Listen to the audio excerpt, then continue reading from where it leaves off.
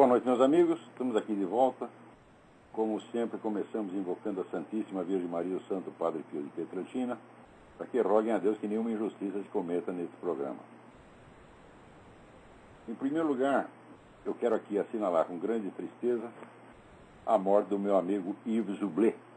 Yves Zoublet, se vocês se lembram, foi aquele cidadão que, num ato de coragem tão incomum no nosso país, desferiu uma merecida bengalada, uma ou duas, na cabeça oca do senhor Zé Dirceu, quando apareceram as provas de que esse estava envolvido na treta do mensalão.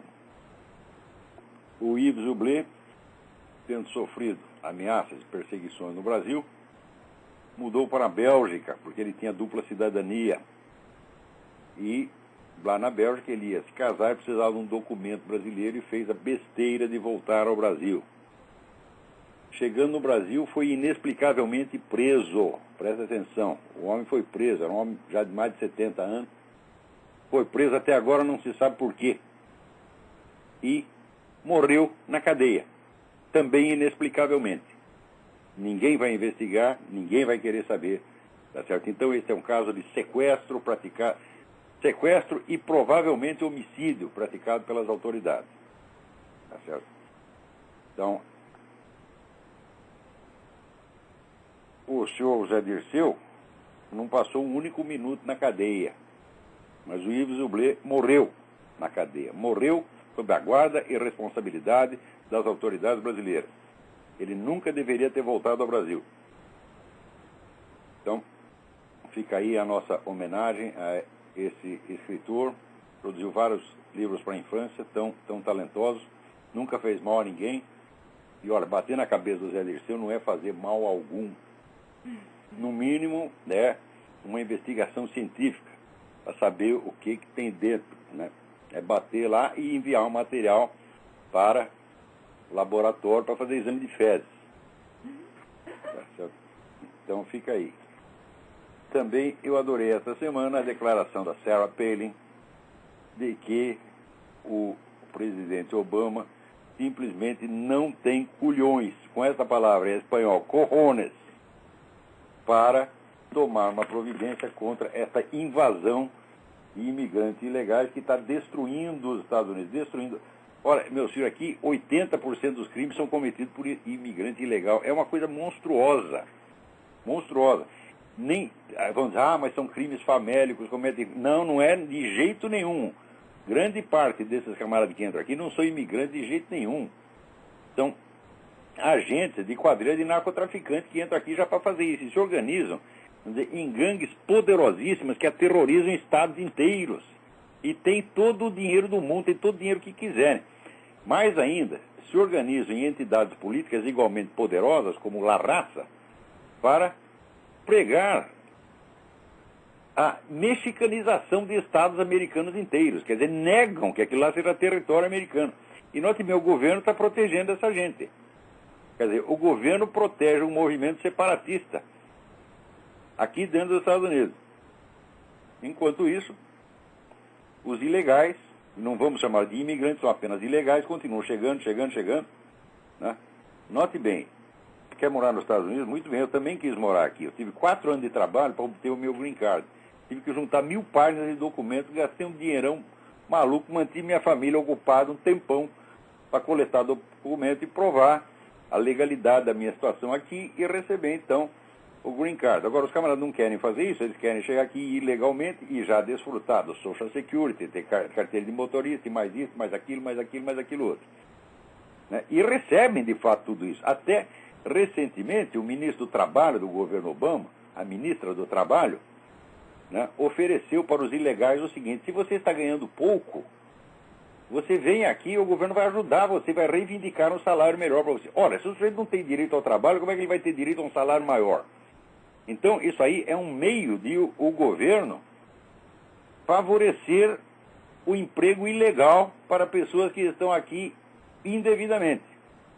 Então, isso aí já seria motivo para o impeachment numa situação normal. Quer dizer, se os democratas não dominassem o Senado e a Câmara dos Representantes, isso aí jamais estaria acontecendo. Mas eles estão desfrutando de um momento de glória porque eles têm ali Né? O Senado, a Câmara dos Representantes, a Suprema Corte, eles têm tudo.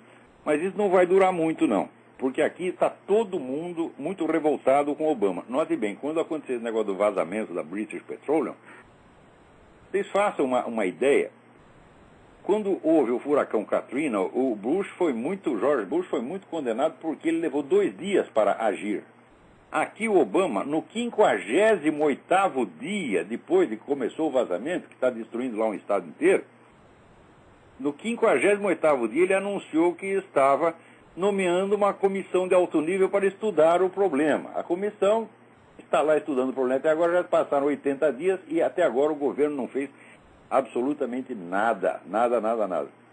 Agora, vocês estão no Brasil, o noticiário que sai aí sobre os Estados Unidos é uma coisa absolutamente assombrosa. É assim, é o mundo da fantasia. Outro dia, jornais brasileiros noticiaram assim: Estados Unidos comemoram a queda da lei anti-imigração do Arizona. Estados Unidos comemoram. Aqui, olha, 65% do país está a favor desta lei. Está a favor dessa lei e contra essa sentença judicial que bloqueou a aplicação da lei. Sentença que vai cair. Quando chegar na Suprema Corte, é óbvio que vai cair, porque a lei não tem nada de inconstitucional. Quer dizer que uma lei é inconstitucional porque ela pode dar margem, tá certo, a perseguições racistas. Como pode dar margem? Se a lei explicitamente proíbe, né, selecionar os suspeitos por raça, ou por grupo étnico.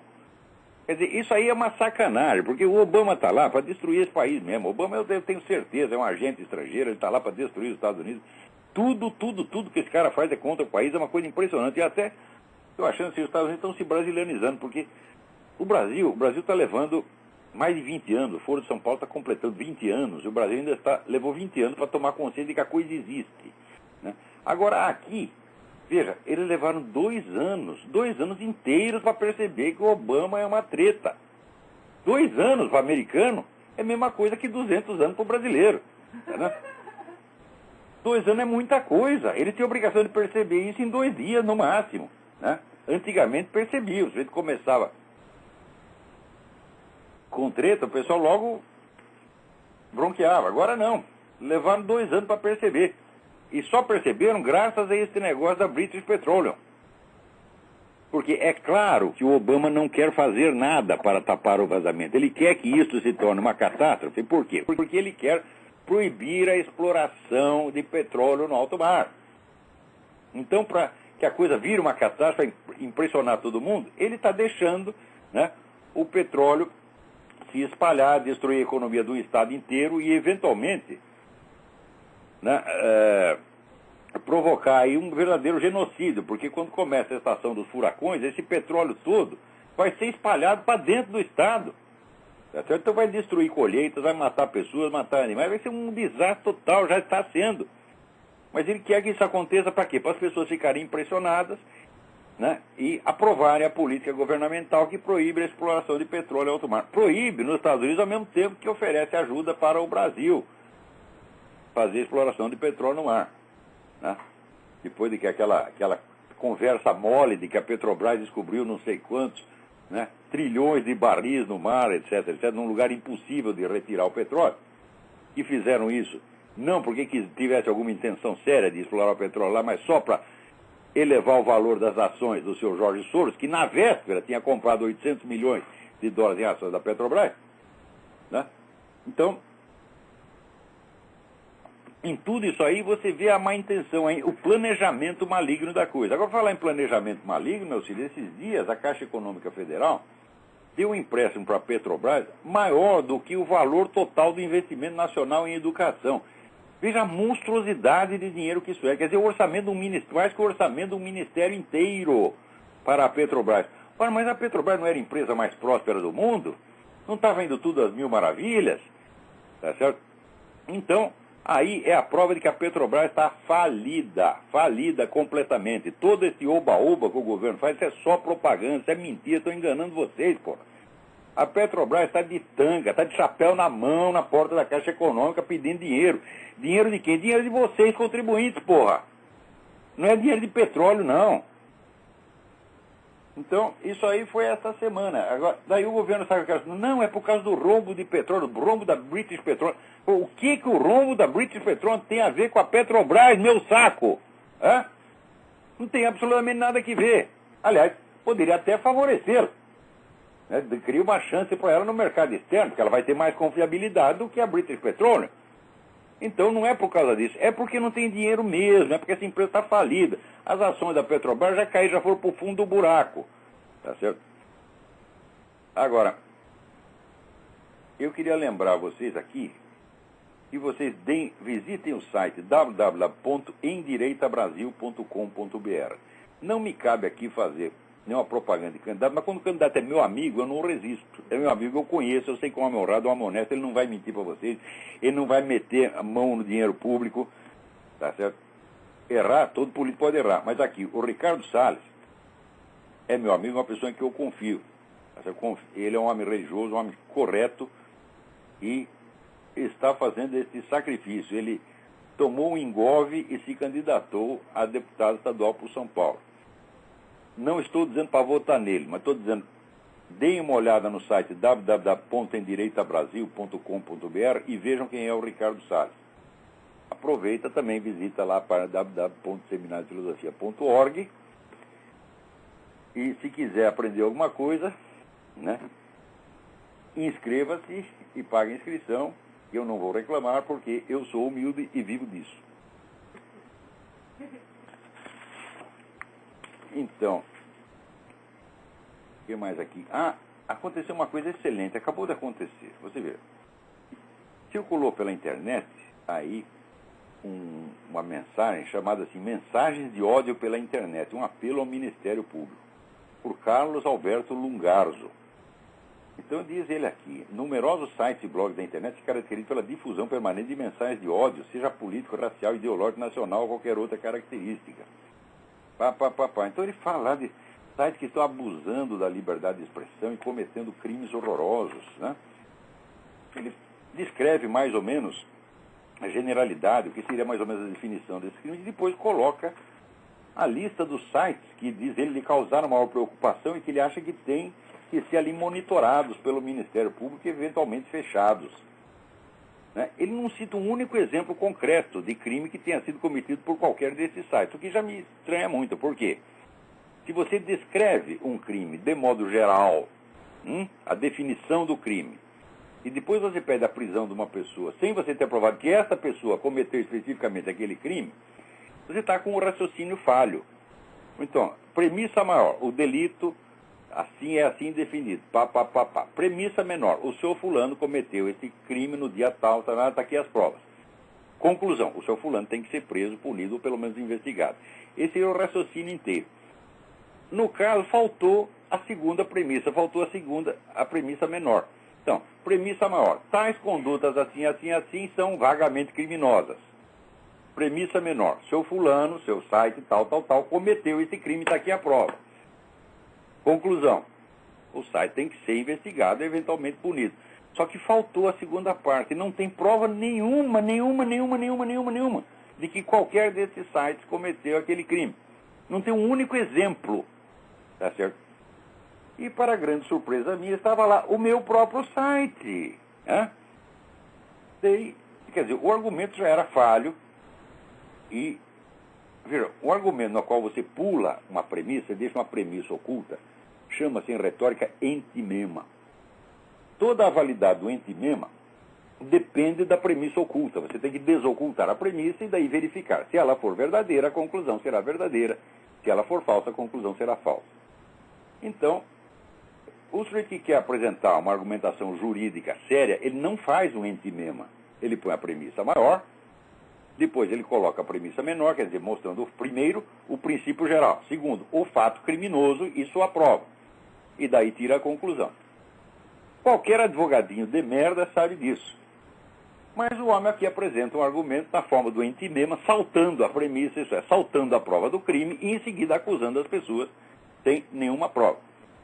Ora, muito me estranha porque o autor que assina esta mensagem, esta denúncia, Carlos Alberto Lungarzo, é professor de lógica. Então eu falei, bom, Ou ele está muito velho, fez isso por distração, já não sabe mais direito o que está fazendo, ou fez de sacanagem. Então vamos verificar. Como é que a gente faz? A gente vai direto e fala com o interessado.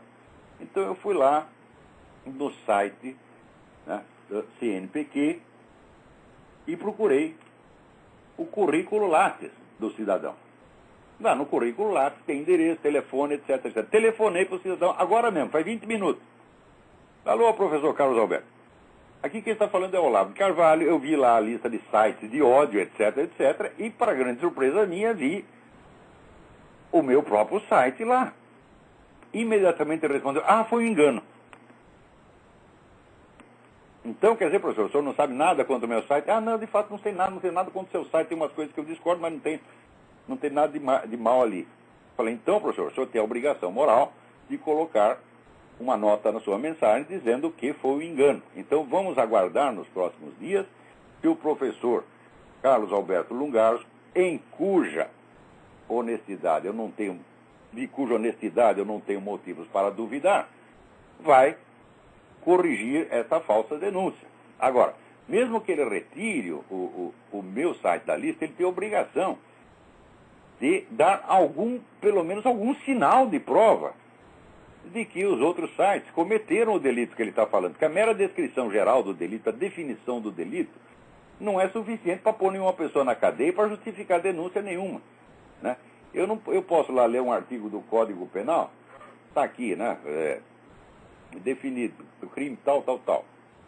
E em seguida, com base só nisso, pedir a prisão ou pedir a investigação do seu fulano. Eu preciso dar algum indício de que o fulano, pelo menos um indício de que o fulano cometeu aquele crime. Não se pode fazer uma denúncia tão séria na base da estrutura do intimema, que pula a segunda premissa. Tá certo? Então, fica aí avisado. O professor Carlos Alberto Lungar já disse que o meu site está lá por engano, então está retirado das categorias dos sites de ódio, mas eu continuo não sabendo por que os outros sites, ele lista lá duas dezenas de sites, por que os outros sites estão lá. Se pregou ódio racial, então você tem que ter uma afirmação explícita, que, por exemplo, os negros são uma raça inferior, os judeus são tudo criminosos, alguma coisa desse tipo, alguma besteira desse tipo, né?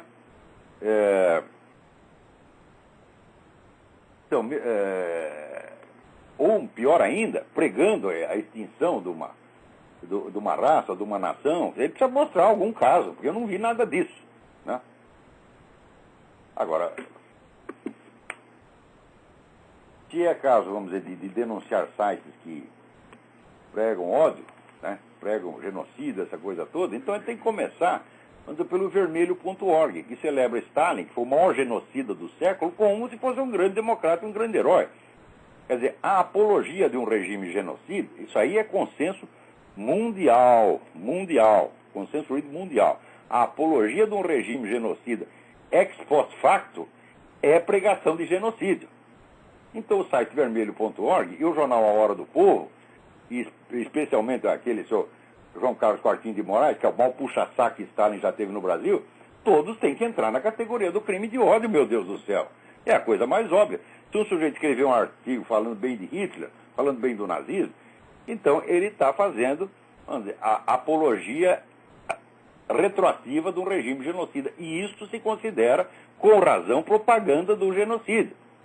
Tá certo?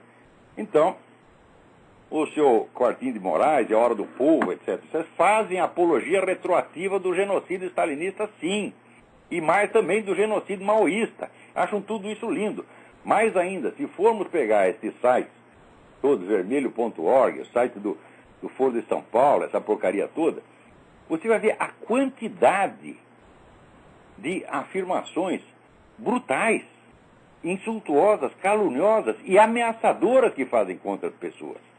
Eu, pessoalmente, tenho uma coleção de ameaças de morte que recebi por internet e por telefone, tá certo? E já botei a prova disso no meu próprio site, tá certo? Chegaram a publicar uma vez um anúncio dizendo, olha, dia tal, às tantas horas, o Olavo de Carvalho vai estar dando aula em tal lugar.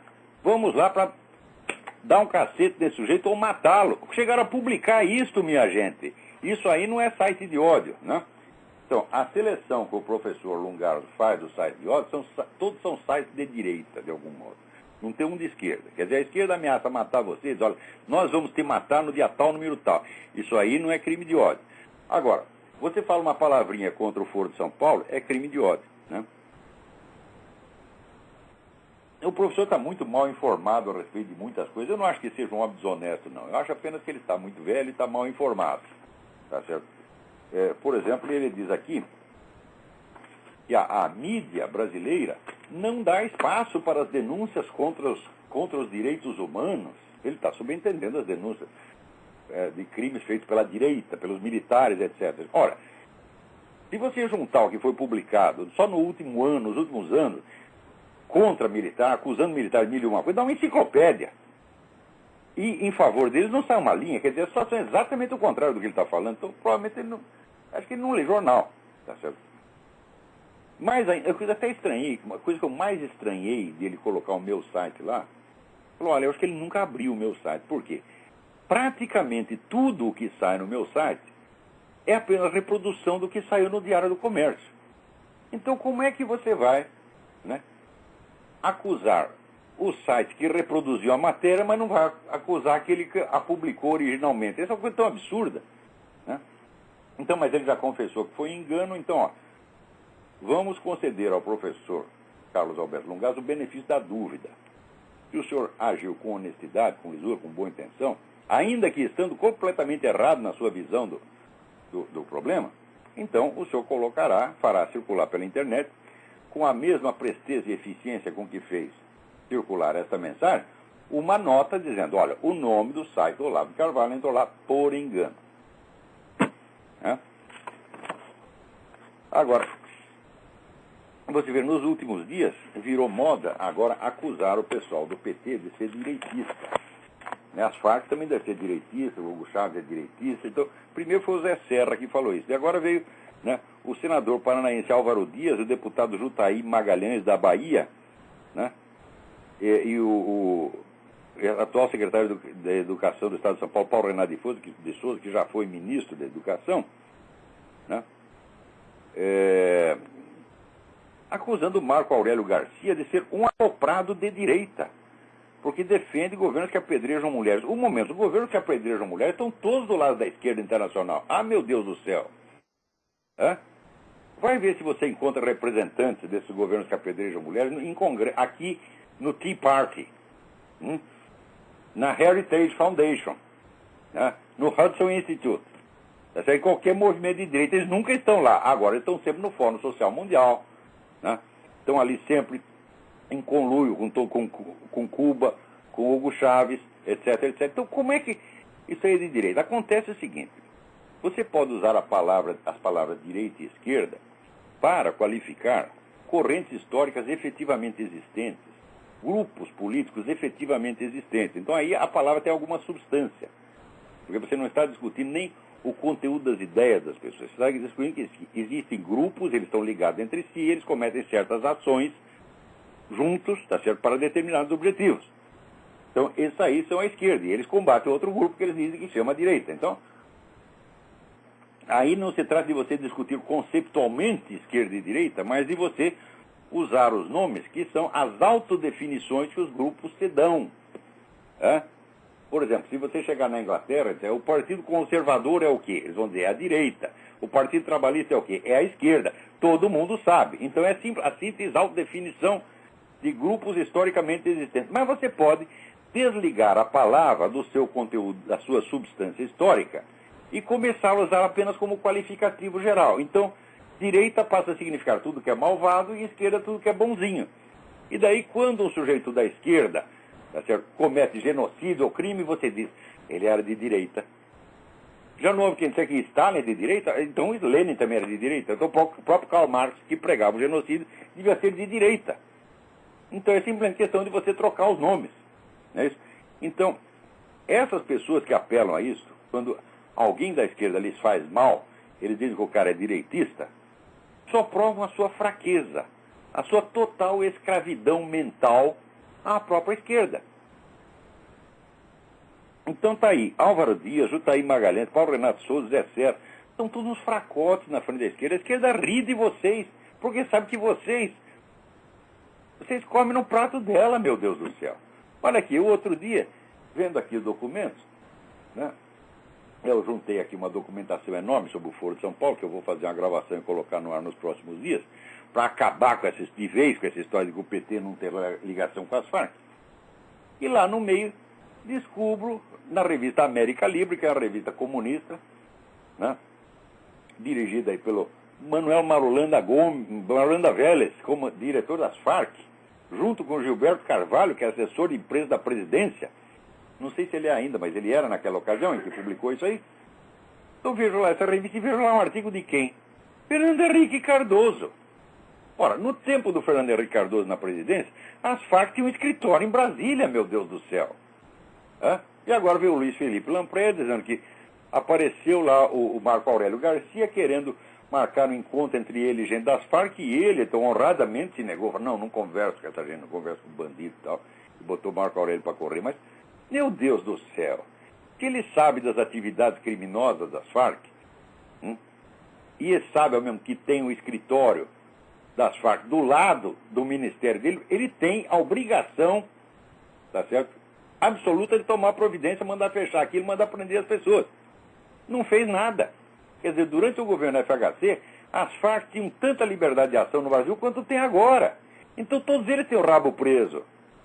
O que aconteceu no Brasil nos últimos anos, minha gente, foi o seguinte, uma entidade, tá certo, que se formou dentro da USP, mediante a ligação entre a USP e os sindicalistas comunistas do ABC, tomou o poder, minha gente. Então, esta elite que tomou o poder, está toda a elite do PSDB e do PT e dos outros partidos da esquerda. Essas denominações não fazem a mais mínima diferença. Eles varreram do mapa todos os outros políticos que não rezam pela cartilha deles. E, como diz o Lula, eu e José Serra inauguramos um novo estilo de fazer política. É um novo estilo no qual só existe a esquerda, meu filho. Tanto que, quando eles querem se ofender uns aos outros, se chamam de direitistas. Então sobrou somente a esquerda, é um monopólio total da política. E eleger José Serra, nesse sentido, não muda grande coisa. Muda um pouquinho, por quê? Porque o José Serra, ele liga um pouco para a segurança pública, ele não gosta muito de homicídio, tá entendendo?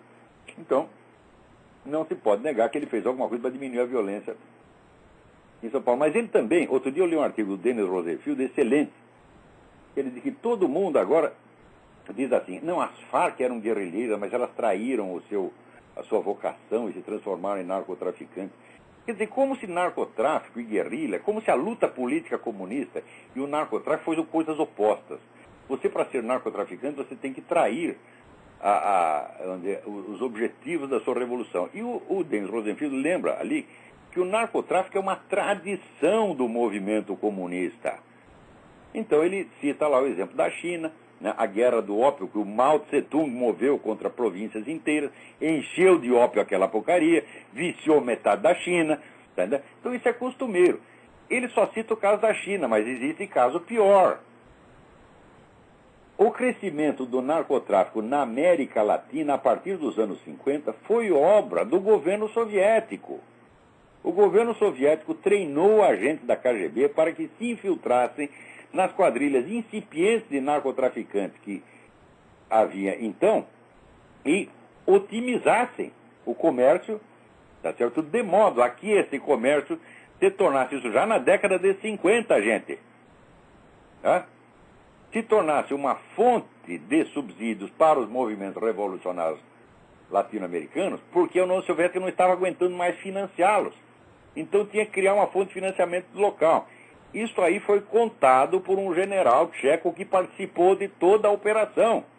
Ele descreve tudo nos mais mínimos detalhes, como isso foi feito desde a década de 50. Isso está no livro do Joseph D. Douglas. Isso se chama Red Cocaine. Não deixem de ler esse livro. Então nós podemos dizer, não apenas o narcotráfico é um instrumento tradicional do movimento comunista, mas, por outro lado, ainda tem o combate ideológico que a esquerda universal promove em defesa da droga desde os anos 50 também. Essa coisa de liberação da droga começa com o pessoal da nova esquerda aqui. Né? Vocês vão ver que a penetração da droga nas altas esferas aqui foi inteirinha obra de intelectuais de esquerda. E essa defesa permanente e obsessiva que fazem da liberação da droga, sabendo que essa liberação só vai favorecer as Farc, tá certo? É a maior prova disso. E qual é o grande porta-voz da liberação do Brasil? Fernando Henrique Cardoso.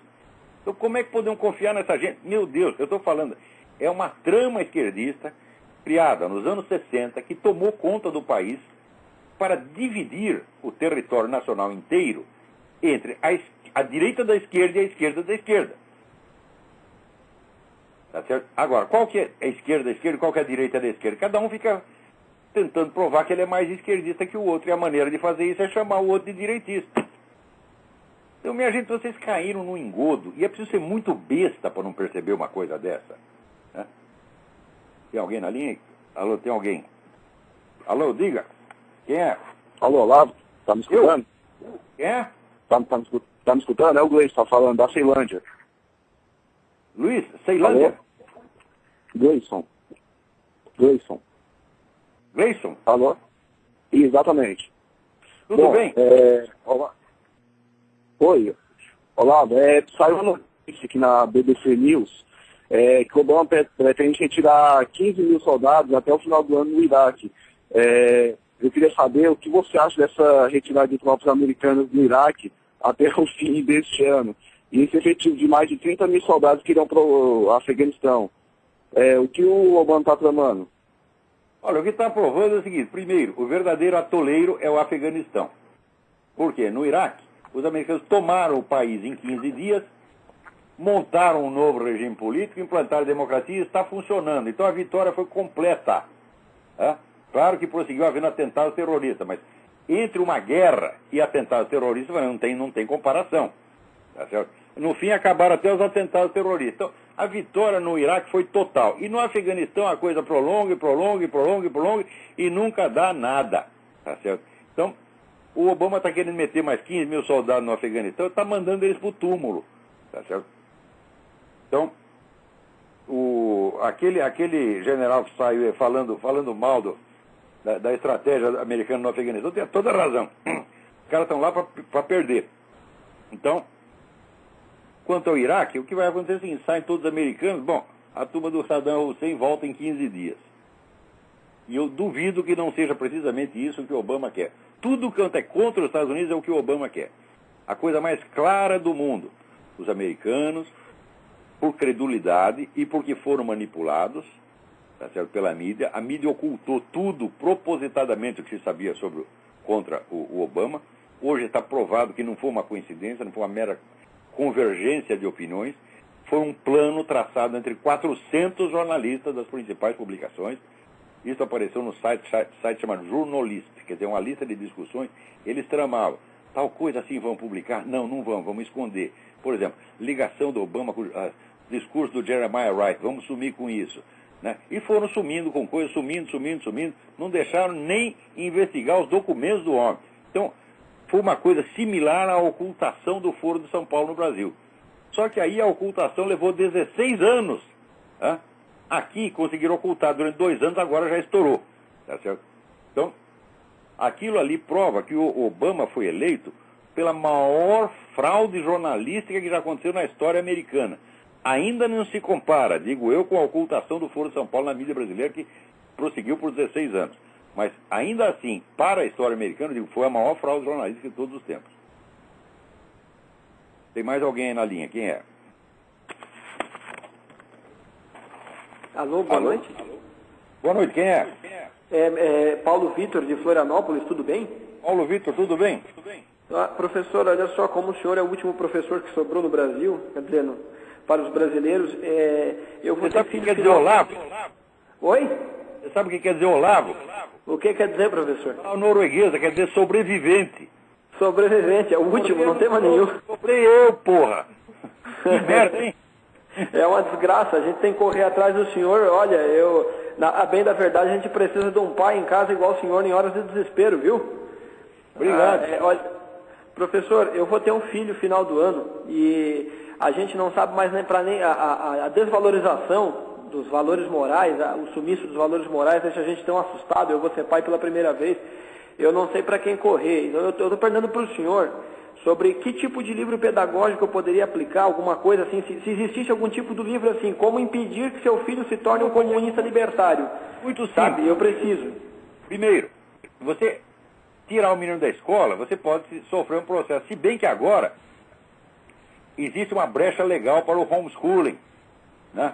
No Brasil. Eu vou explicar isso no próximo programa, não tenho os dados aqui suficientes, mas tem uma brecha legal que permite o homeschooling. Mas, se houver problema com o homeschooling, você deixa. Faz o que eu fazia. Eu dizia, meu filho, você vai na escola. Ele dizia, pai, por que eu tenho que ir para a escola? Eu digo, é muito simples, você tem que ir para a escola, senão eles vão prender o seu velho pai. Então, eu imploro a você que vá para a escola e frequente aquela porcaria. Você não vai aprender nada, você só vai conviver com um drogado, os professores só vão te ensinar merda, tá certo? E a gente, o que você tiver que aprender, você aprende aqui em casa. Agora, se você tirar 0 o ano inteiro, não me incomoda, não. Só quero ter a frequência, o boletim de frequência. E eles iam para a escola, pacientemente, não aprenderam nada lá, aprenderam um monte de coisa em casa. É o que você tem que fazer. Ensine o menino a ler pelo método antigo, que ensina letra por letra. Tá? Não vai por essa coisa de neoconstrutivismo, socioconstrutivismo, que isso é tudo uma empulhação, que os caras tiraram do mundo de vigarista, tá certo? Então, né, se o senhor tiver algum nome de um livro desses antigos, eu dou um jeito de procurar na estante virtual, de repente alguma coisa que me oriente nesse sentido. Não, eu não tenho nenhum, mas eu sugiro que você peça ajuda ao professor Luiz Farias. Luiz Farias, através do Farol da Democracia, ele escreve... o Farol da Democracia eu consigo. Você pode se comunicar com ele. É o sujeito que mais entende de alfabetização no Brasil. Olha. É um grande educador, o cara que mais entende, está fazendo uma campanha para acabar com essa porcaria de socioconstrutivismo e voltar ao processo antigo pelos quais as crianças aprendiam a ler. Esses dias eu vi na internet 2 manuais franceses, de 30 páginas cada um, para ensinar a criança a ler. E eu estou pensando em traduzir, adaptar isso para o Brasil. Se eu não tiver tempo... Isso para nós ajudaria muito, hein? Vou passar para algum aluno meu, olha, traduza isso, vamos publicar isso no Brasil, porque é um método mais simples. Olha, eu aprendi a ler sozinho. Eu, quando entrei na escola, já sabia ler. Então, eu aprendi a ler para ler revista em quadrinho, que era o mais alto produto intelectual que eu podia conceber na ocasião, tá certo? Professor, mas hoje, com todo respeito, eu não posso mais pensar em deixar meu filho ler uma revista em quadrinho da Turma da Mônica, por exemplo, com o Maurício de Souza, que criou um personagem gay agora, para que nossas crianças comecem a aceitar. Não vai ensinar seu filho a chupar pica. Pô, o negócio é assim hoje. Alta cultura é verdade. É dar, é chupar pica. Né? E daqui a pouco já começam a fazer, vamos dizer, já começou a apologia, vamos dizer, da homossexualidade incestuosa. O pai come o filho, né? O filho come o pai, sei lá. Já começou isso, a apologia da pedofilia. A pedofilia dentro de uns anos vai ser liberada. O movimento está crescendo, vai ser liberado e quem falar mal dela vai para cadeia. Vai ser pedofóbico daí. É pedofóbico, exatamente. Outra coisa, te dou um conselho que foi que peguei com o Luiz Faria. Quando o seu filho for pequeno, antes de ele aprender a falar, fale muito com ele, porque o Luiz me mencionou, esse é o trabalho científico, que mostra que quanto maior o número de fonemas que a criança aprende, que ela aprende a distinguir, mais facilmente ela aprenderá a ler. Então tem que falar muito com a criança. Falar, ler coisa para ela que ela não está entendendo, não tem importância. E ler coisa em língua estrangeira também, dê fonemas de todas as línguas. Quanto mais falar com a criança, mais fonemas ela saberá e, portanto, mais facilmente aprenderá a ler. E na hora de aprender a ler, ensina pelo método antigo, letra por letra. Não precisa nem ter método. Você fala, olha, isso aqui é A, isso aqui é B. Juntando fica BA ou AB. E vai mostrando para o seu filho, ele vai aprender facilmente. Eu confesso que eu sonho alto, inclusive eu estou estudando latim já faz alguns anos, que eu sonho que meu filho se interesse por latim. Olha, quando eu estava no ginásio, eu só conseguia aprender 2 coisas, latim e biologia. Sabe por quê? Porque o professor latim gostava de latim e o professor de biologia gostava de biologia. O resto, eles odiavam aquilo que estavam ensinando, eles iam lá só para bater ponto, eles não eram professor, eram funcionário público. Eles tinham ódio de ensino. Então, com eles eu não aprendi nada. Alguns eu fiquei até revoltado, falava, não vou assistir mais a sua aula, porque eu não estou aprendendo merda nenhuma aqui, não entendo uma palavra que o senhor fala, tá certo? Eu me lembro, tinha um professor de matemática, eu saí da aula dele, falei, não assisto mais sua aula. Ah, mas você vai repetir de ano? Eu falei, não tem importância. Eu prefiro repetir de ano do que sofrer essa coisa aqui, palhaço falando negócio que ele mesmo não está entendendo e eu estou entendendo muito menos. Viu, professor, outro dia eu li um artigo nesse sentido, eu estou muito preocupado, eu estou me formando em Direito, e isso aí que o senhor falou, teve uns colegas que comentaram um dia na sala de aulas, alguns que já são pais, falaram o seguinte, olha, se eu pudesse eu não botava meu filho na escola para não aprender tanta vagabundagem. Mas é mesmo. Esse pessoal, vamos dizer, essa classe dos professores, e vive pedindo aumento, reclamando, eles não têm que ganhar um tostão, eles têm que pagar para fazer isso que eles estão fazendo. Mesmo, olha, o senhor diz assim, olha, eu te dou R$100 por mês para você deixar eu ensinar besteira para o seu filho. A resposta é se o bom e velho vai tomar no cu. Nem eles pagando eles deveriam poder fazer o que estão fazendo. Viu, professor, eu li um artigo outro dia, como eu estou correndo atrás disso aí, era sobre filosofia da religião e falava sobre aquele livro Paideia, e ele justamente ele tratava de um certo assunto sobre a questão do desenvolvimento do bebê, sobre as fases de forma de cognição que acontece dentro do cérebro dele, e tenta fazer uma comparação antropológica com o desenvolvimento do ser humano desde a pré-história, segundo as premissas darwinistas. Eu não sei até onde eu posso confiar numa coisa dessa. Mas se existe algo nesse sentido confiável, porque a minha preocupação também é com a formação moral da criança. Porque eu, por exemplo, eu digo uma coisa para o senhor, essa lei das palmadas do Lula, do professor, eu tomei palmada do meu pai sempre que eu bancava o perversinho e só me ajudaram a não ser bandido. Eu agradeço por cada palmada que eu levei. Então é uma coisa que eu achei assim, extremamente necessária na minha vida. A primeira vez que eu fui molhar o gato por maldade, o pai me deu uma baita uma surra, ele nem de gato gostava, era só para eu aprender a não ser malvado, eu aprendi que eu não posso me aproveitar dos mais fracos porque eu tenho condições. E eu acho isso importante na formação da criança, a formação moral, e é isso que eu estou procurando. Claro que é importante. Claro que é importante. Eu não apanhei muito, eu só apanhei uma vez do meu pai, mas foi merecido. Eu não sei se eu aprendi alguma coisa com aquilo. Eu acho que eu não aprendi nada, porque eu sou uma besta quadrada. Mas se eu mereci, eu mereci. Meu pai tinha convidado de viajar comigo para o interior, eu tinha 8 anos de idade. Marcou um encontro comigo na Estação da Luz, e eu esqueci, fui pro cinema, porra. Vê que sacanagem, e o meu pai lá apavorado, pensando o que aconteceu comigo. De repente estou eu lá no cinema, assim, Tom e Jerry, eu sinto assim uma mão de ferro me agarrar pelo braço. Falei, ih, foda.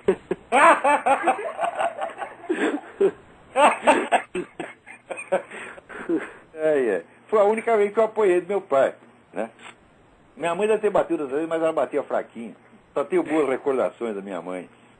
Santa mãe.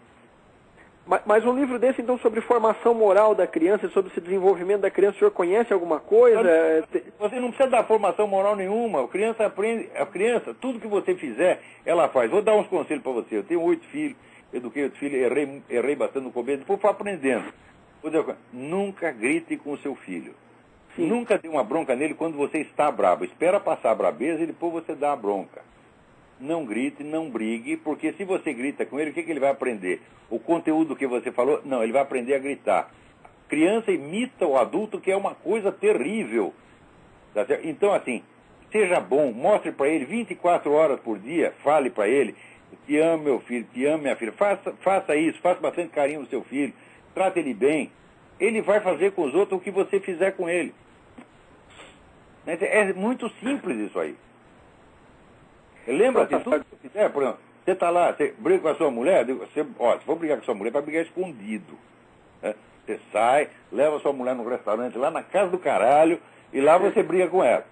Agora, em casa não, isso você evite isso, às vezes você não consegue evitar, escapa, tá vendo? Acontece, mas não deve fazer. Agora, sobretudo com os próprios filhos. Não intimide os seus filhos jamais. Né? Olha, a Bíblia diz o seguinte, não atormente o seu filho. É a coisa mais certa que eu já vi. Nunca atormente uma criança. Outra coisa, vou te dar outro conselho que funciona pra caramba. Você é o pai, interfira pouco. Sim. Deixa os seus filhos fazer as coisinhas deles, só entra quando é uma coisa de segurança, que tem um perigo para eles, ou é uma coisa obviamente errada do ponto de vista moral, mas poucas vezes. Dê 1 ou 2 ordens por mês e o resto você fica lá longe, tá entendendo? Para a criança aprender que o pai é uma pessoa importante, ele tem que ir até o pai, não é o pai que tem que ficar correndo atrás dele para fiscalizar. Não, o pai tem que ter confiança nos filhos, deixa ele fazer o que quiser. Quando tiver alguma coisa errada, daí você vai lá e entra, mas com muita moderação. Você tem que... aprender a respeitar a sua própria autoridade. A autoridade não pode ficar metendo o bedelho em tudo, senão vira o governo Lula, tá entendendo? Ou o governo Obama, e logo se desmoraliza. Um governo que se respeita interfere pouco. Lao Tse, o grande sábio Lao Tse já dizia, né, o melhor governo é aquele que não faz nada. Então, dentro da casa também, né, o pai tem que ficar assim, parado no meio, que nem o rei no jogo de xadrez, tá entendendo? E interferir pouco. É só isso. Só para me despedir do senhor, o senhor estava falando agora ainda há pouco sobre a podridão da esquerda e as coisas que que a esquerda não quer deixar passar. Tem o livro do coronel Carlos Alberto Brilhante Ustra, A Verdade Sufocada. Eu comprei agora faz pouco tempo do coronel. Eu não vi uma resenha desse livro na mídia inteira. Aí o professor Lungaro se queixando de que, né, o pessoal dos direitos humanos não tem voz e voto ali, eles ocupam o espaço inteiro. Agora, o que você fala contra para se defender, isso não pode. Eu estou mais ou menos na página 220 do livro, professor. Só para quem não conhece o livro e está ouvindo o programa, se quiser comprar, ele fala da história de como a esquerda, na hora que fazia os seus atentados terroristas contra o nosso glorioso exército brasileiro e a bala pegava, eles até criança de 4 anos usavam como vítima de sequestro para negociar. São bandidos da pior espécie. Hoje estão sendo condecorados aí com gordas indenizações. São assassinos frios e muito bem organizados e muito ricos. Então, muito obrigado pela sua participação. Obrigado. Tenha uma boa noite, professor. Boa noite. Agora, para não dizer, gente, que tudo está perdido no mundo, finalmente saiu o negócio do Legionário de Cristo, né? O arcebispo Velágio de Paulis, homem de confiança do Papa Benedito XVI, foi nomeado interventor no Legionário de Cristo para tirar a autoridade, né, de todos aqueles vagabundos do Álvaro Corcoeira, que eu chamo Álvaro Porcoeira, tá certo? Agora diz que eles não querem entregar rapadura, eles estão resistindo, eles ainda querem um pedacinho da mamata. Então, mas olha, não vai ter para ninguém. Vai ter que sair todo mundo e o seu Porcoeira já não manda mais nada lá. Então vai ter uma limpeza, né? Para também que não dizer que está tudo perdido. Olha aqui, eu recebo aqui de uma entidade americana, né, informação de que a famosa Planned Parenthood está perdendo processo atrás de processo aqui. Tá certo? A grande acusação é que eles promovem aborto em menores de idade sem nem avisar a família. Isso está dando bode. E eles estão perdendo processo atrás de processo. Então não está tudo tão ruim assim, não. Também, boa notícia aqui, uma Corte Federal, né, decidiu que a expressão, o lema nacional, In God We Trust, impressa no dinheiro, é legal, é constitucional e vai continuar lá. Tá certo? E também as palavras Under God, no Pledge of Allegiance, que é preito de fidelidade, vai continuar lá. A Nation Under God. É isso que dá sorte para os Estados Unidos. Tá certo? Põe lá. Olha, o sujeito quando confia numa coisa, ele aposta o dinheiro dele. E no dinheiro americano está escrito In God We Trust. É por isso que dá certo. Agora, os filhos das putas aí só querem confiar no governo Lula. Não vai dar certo, porra. Vai falar, In Lula We Trust. O que é isso, porra? Tem alguém mais na linha? Quem é? O Gleison novamente está falando, professor. Sim. Tem um site chamado Iraq Body Counts, que, como o nome diz, é um site que propõe a fazer a conta das mortes do Iraque, né? Ele diz que desde a invasão já morreram mais de 100 mil pessoas. Essa conta procede, professor? É possível. Agora, eu acho que 100 mil não é uma conta exagerada. Agora, aqui o pessoal estava falando em milhões. Agora, 100 mil, meu filho, no Brasil mora 100 mil em 2 anos em tempo de paz. Para você ver a gravidade da situação brasileira e a nossa mídia inteira fazendo barulho por causa do Iraque. Olha quanta gente está morrendo no Iraque. Ora, no Iraque morreram 100 mil ao longo. Quando começou o negócio? E aqui o pessoal ainda fica... E aqui o pessoal fica se recuperando ainda, tá, professor? 7 anos. 100 mil em 7 anos. Tá? Agora, no Brasil, mora 50 mil por ano. em tempo de paz. Então nós temos que ficar preocupados com o Iraque ou com o Brasil? Muito mais com o Brasil. Quer dizer, uma guerra onde... Presta atenção, o Iraque foi a primeira guerra no universo em que se tomaram medidas extremas para proteger a população civil. E graças a isso as mortes foram reduzidas a 100 mil ao longo de muitos anos. Nas outras guerras, né?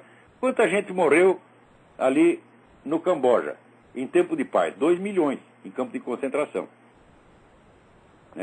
Professor, mil é o número de vítimas da ditadura cubana. A ditadura cubana matou 100 mil, sem guerra, em tempo de paz, prendendo as pessoas em casa, pessoas desarmadas, invadia a casa do sujeito, prendia, jogava num cárcere, torturava, deixava sem comida, o nego morria. É 100 mil pessoas. Agora vai dizer que morreu 100 mil numa guerra? O que é isso, porra? E sobre o massacre lá no Camboja, professor, tem um filme muito bom que fala do Khmer Vermelho, não sei se eu já assistiu o filme, foi em 1984, mas, né, que ele foi feito, chamado Grito do Silêncio. Ah, sim, o Grito do Silêncio. E tem outro que chama Os Campos da Morte. Agora, isso aí, vamos dizer, a quantidade de prisioneiro político que está morrendo na China nesse momento, nenhum jornal brasileiro publica. Agora ficam publicando pela milionésima vez, né? Guerrilheiros que morreram nos anos 60. Eles já publicaram essa notícia milhões de vezes. Todo mês sai de novo. Então tá bom, professor. Muito obrigado, viu? Tenha uma boa noite.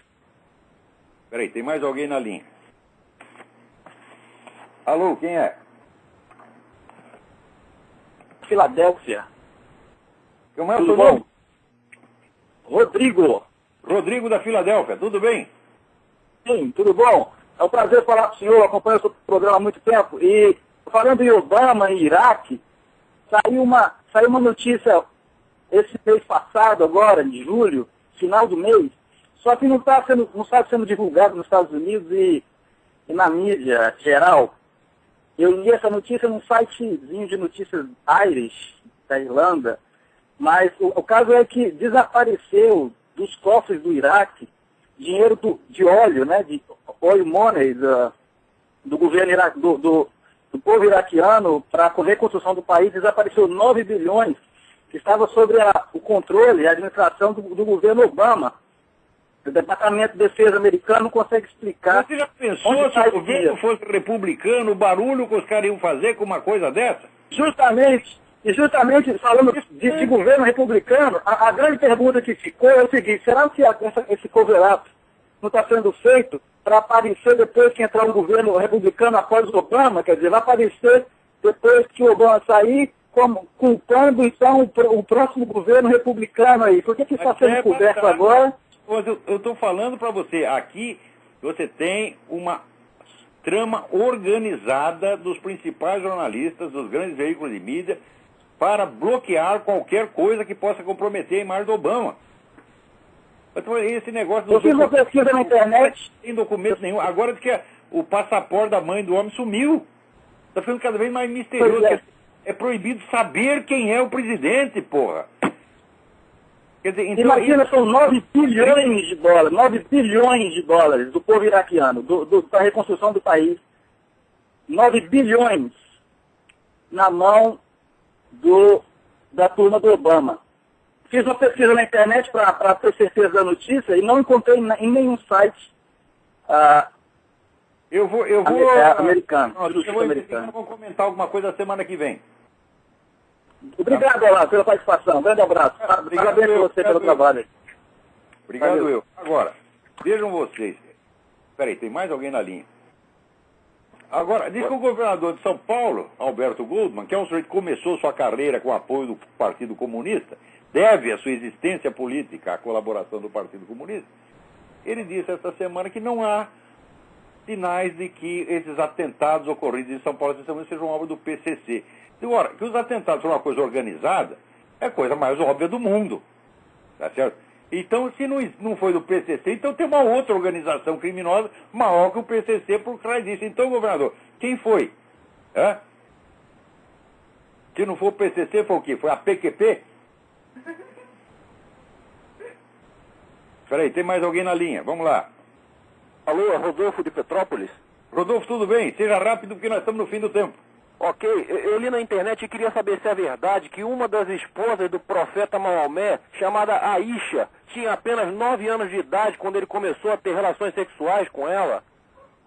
Eu não sei, eu não lembro exatamente a idade. Eu sei que parece que ele casou quando ela tinha 6 anos e consumou o casamento um pouco depois, não sei se foi com 9, com 10 ou com 12. Mas isso não era uma coisa tão incomum na época. A nós nos escandaliza hoje, mas na época não. Ah, certo. Ok, obrigado. Ninguém achou nada demais nisso. Se ela achou, ela também não falou nada. Mas é que a pedofilia no Islã é muito comum, não é? Olha, eu não sei porque, veja, o Islã, rapaz, é um negócio assim, é muito fechado, é difícil você saber o que se passa. É muito difícil. Eu não tenho a menor ideia do que acontece nos países islâmicos, não. Na maior parte deles você tem censura total à imprensa, não dá para saber as coisas, então você depende de um ou outro observador estrangeiro. Né? Tinha aquele famoso caso do casamento, né? Um monte de membros da Al-Qaeda casando com as menininhas, tá? Depois disseram as meninas eram apenas acompanhantes e tal. Olha, até hoje eu não engoli essa história, não. Né? Certo. Tá ok, obrigado, Olavo. Obrigado, eu. Então, agora aqui, aparece aqui, saiu até no Globo, dizendo que armas exclusivas das Forças Armadas são usadas por bandidos em São Paulo. Mas isso faz muito tempo. Os caras têm fuzil AK-47, tem metralhadora Uzi, tem bazuca, eles têm tudo. É um negócio extremamente organizado. Olha, dizer que isso aí é um problema para a polícia é a coisa mais covarde que eu já ouvi. Isso é um problema militar, de abrangência continental. E se as Forças Armadas decidirem continuar omissas do jeito que estão, elas vão deixar que esse pessoal das Farc domine tudo. Eu acho que hoje nenhuma Força Armada da América Latina tem condição realmente de enfrentar as Farc. As Farc estão mal ali dentro da Colômbia, que elas ocupam apenas 3% do território e têm apoio de 1% da população. Mas estão espalhadas pelo Brasil, pela Venezuela, por toda parte. Eles estão criando uma força continental. E a nossa milicada, ela sentaria dizendo, não, isso é um problema para a polícia. Então a polícia vai lá com aqueles revolvinhos 38, vai enfrentar bazuca, fuzil AK-47. Pô, o que há? É uma luta absolutamente desproporcional. Sinceramente, eu acho que as nossas Forças Armadas estão sendo omissas e covardes a não querer participar dessa luta. Tá certo? Então, note bem, eu me lembro quando assaltaram a casa do arquiteto Burle Marx, e ele, sendo retirado de maca para o hospital, ele dizia, nós queremos o exército, apelando ao exército para que o exército proteja a população. E naquela época os generais tudo pularam, falaram, não é nossa missão, papapá. Isso selou o destino do Brasil. Naquela época ainda era possível acabar com esse perigo. Hoje não é mais. Hoje as Farc estão espalhadas por tudo quanto é lado, estão cheias de contato no governo federal. O PCC, o PCC tem gente na administração, né? Prestem bem atenção, vocês vão ver que tem político trabalhando para o PCC, tá certo? A conexão de PCC e Farc já foi mais do que provada pelo juiz Odilon de Oliveira. Então é uma força única, continental, extremamente organizada, poderosíssima. E as Forças Armadas continuam dizendo que não tem nada a ver com isso. Então, parece que o nosso tempo acabou. Não se esqueçam de continuar ajudando o Júlio Severo. Ele depende inteiramente de nós. Um pastor fez a campanha para que 1.000 pessoas mandem cada uma R$10. Fala, não. 1.000 pessoas, cada uma manda R$100. Não é muito para a necessidade, no jeito que está no exterior, com mulher e 3 filhos, sem ter onde cair morto, não por causa de algum delito que ele tenha feito, mas por causa do seu combate heróico contra tudo que não presta. Então até a semana que vem, muito obrigado.